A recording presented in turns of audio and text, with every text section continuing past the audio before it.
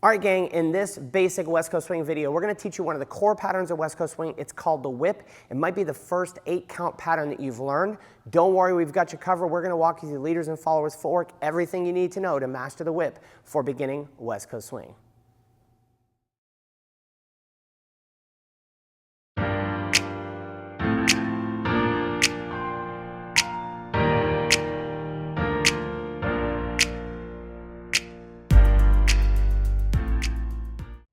All right, let's take a look at the whip. It's your first 8-count pattern in West Coast swing, and it looks like this. 1, 2, 3, and 4 of 5, 6, 7, and again. 1, 2, 3, and 4 of 5, 6, 7, and 8.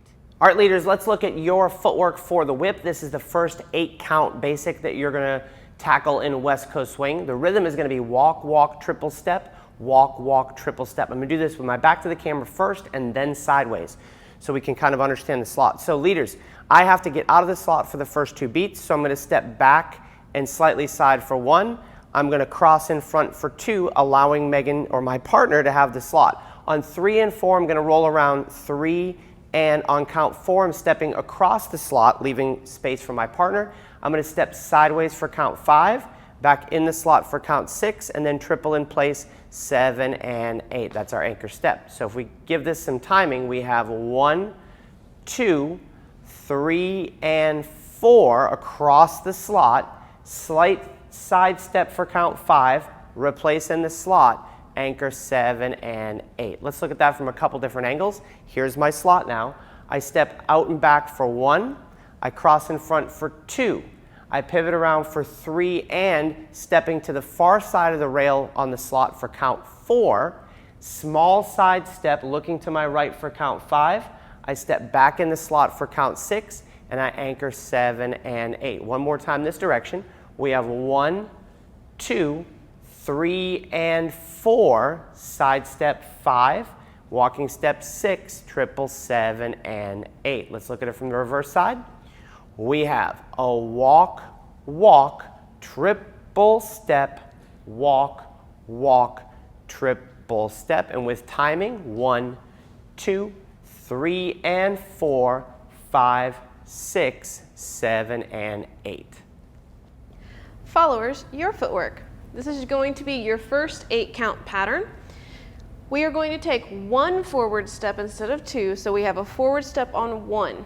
On count 2, this is going to, our goal is to end backwards, but we are going to step side and finish backwards as we do it. So let's do that one more time. So we have forward, side finishing back, okay?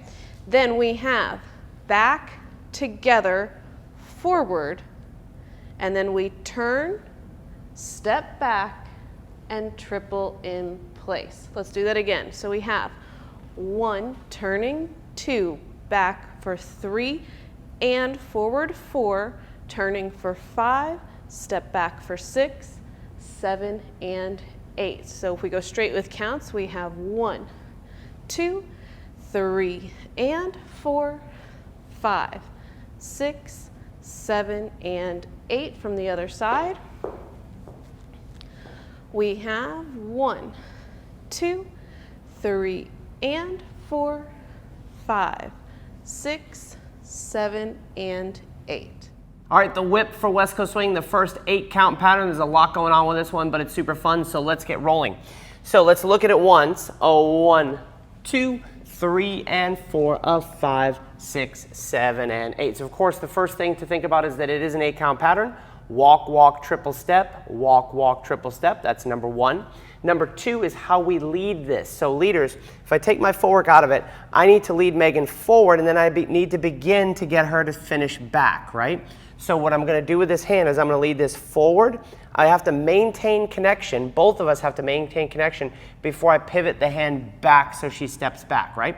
At that point, with my footwork, I have 1, 2. I'm going to begin to put my hand up in closed position. Megan is going to put her arm in closed position on me. I'm going to let you see this from the other side. We have 1, 2. That's the position. My partner's in front of me. If we go from the original position, 1, 2. At this point, we're in a good position to continue the whip. So she dances back, together, forward as I do together, together, and across the slot. So at this point, you can see Megan's looking over my right shoulder. I'm looking over hers. If we did this from this angle, 1, 2, 3, and 4, you can see I've stepped to the far side of the slot so Megan can have the slot for the rest of the pattern. Cool? I like to think about this in 2-beat increments. So as we go through this, we're going to stop each 2 beats. So 1, 2, we're in our closed position. I allow my arms to feed my partner back for 3 and 4. On count 4, I step across the slot. Megan's going to step straight between my feet. From now, I'm going to turn to my right with a small step. With my frame looking to my right, Megan's going to pivot and make a side step finishing backwards for count 5. We're going to allow her to continue back for 6. We stop her with this hand, and then we anchor step for 7 and 8. So let's do this freezing on every 2 counts.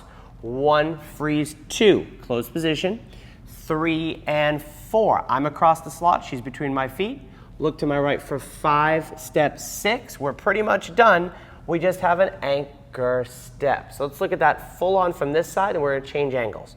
1, 2, 3, and 4 of 5, 6, 7, and 8. If we look at it from behind, before we cover a couple of the common problems, 1, 2, 3, and 4 of 5, 6, 7, and 8. So you can see where I have to get in and out of the slot to let my partner go by. Now there's a couple things that will happen that we want to prevent. First things first, thinking in 2-beat increments, is as I begin to lead this, I have a tendency as a leader to step into this open space here, right? Too big of a step forward.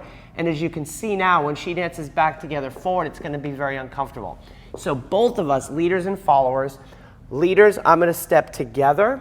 Followers are going to take small steps so that you're not past the leader on the first 2 beats. 1, 2. Second problem that we have is as we dance 3 and 4, at this point, it's very tempting to sneak through this way as the leader because I want the follower to go there. So we think if we go over here, it's going to make it work, and it will work. It's not very efficient though.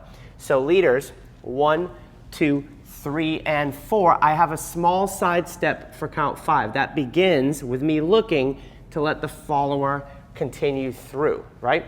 Final thing for the followers, as we dance the back together forward on the 3 and 4, 1, 2, back together on the 3 and. Notice that neither one of us are being pulled over. That's another good check mark to practice. We have 1, 2, 3 and. Everything's comfortable. So when I step across for 4, I don't need to pull. Megan's connected to my right arm. Count 4, 5, 6, 7, and 8. Let's look at all that from the reverse side. I've spent a little bit of time here with the whip because the fundamentals of this are going to be important for all of the whip style patterns you're ever going to do in West Coast Swing. So it's worth getting this right. 1, 2, check mark. We're in closed position. My partner's not past me yet. 3 and. We're still connected. I step across for 4. Now Megan steps forward, not on top of me, but in a little bit of a delay. So she's connected to my right hand. She's on the right foot, but not completely on the right foot. Leaders, I've stepped across. I'm going to continue looking this direction with a side step, which is going to allow my partner to move down the slot. 5, 6. We reestablish this connection in this free hand, and then we anchor step. That is your whip, your first 8-count pattern. Make sure you master those fundamentals because as we move on in the syllabus, you're going to need to know those fundamentals to do the cooler patterns in the future. All right, now that we've got the whip mastered, we have to learn the reverse whip. We're going to do that right here in this video. We'll teach you a reverse whip with both an inside and an outside turn. If you want to skip ahead, head on over to our website, westcoastswingonline.com. You can do that right here, and you can walk through our syllabus, which will take you step by step through the first 30 patterns you should learn for West Coast Swing, and we've got some other special stuff for you over there. You can try it out right here in this link for 14 days for free.